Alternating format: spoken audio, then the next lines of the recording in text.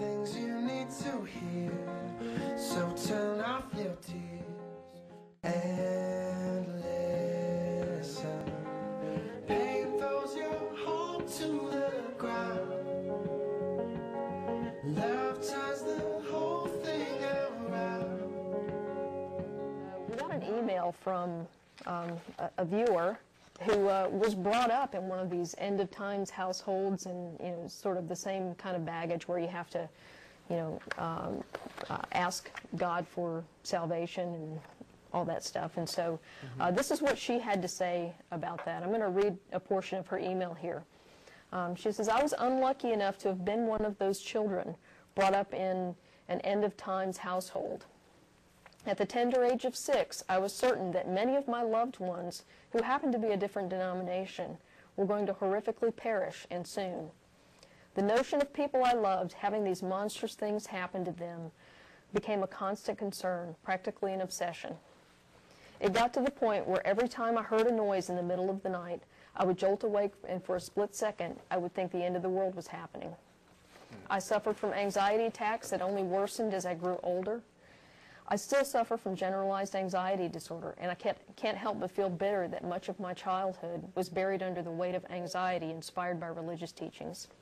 And so this is a woman who sent us an email to tell us she's been an atheist now for about a year. She's gradually losing the baggage of her upbringing, but she wanted to describe some of the things that she went through. Yeah. So I've heard it's very hard to get over, and I'm glad that I'm one of the ones who never had to. Yeah.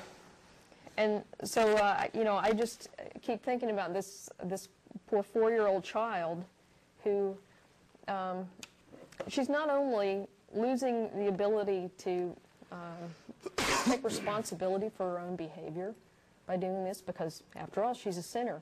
She can't do anything about her nature. But she's also losing her ability to distinguish between what's real and what's fantasy. And that's one of the most damaging parts of all this, is that you're telling people that the characters from a Bronze Age myth are real. And if you don't get on your knees and beg the head guy for forgiveness or whatever, then he's going to send you to a horrible place. And it's an awful lot of baggage to put on a small child. And in fact, Nathan Phelps, who is the son of Fred Phelps. The famous Phelps clan. Yes. He grew up in this, and he eventually broke away. And at some point after he broke away from the Phelps clan, he was living in California. He had children of his own. Things were going good. He's in this church, and he was describing the turning point for him when he realized just how damaging this sort of upbringing was for his children. And I'm going to read a portion of what he said on this. It said, the turning point was one Christmas when Nate decided to teach his children about God. In the end, his son Tyler began crying in the back seat of the car, saying that he didn't want to go to hell. And then Nate says, he wanted to believe because he didn't want to go to hell. I was just stunned because I didn't know what I had said or how I had left him with that fear. I thought I was doing a good job of presenting it without the fear. Thinking about it after the fact, I realized you can't do that. With a young mind, it doesn't matter.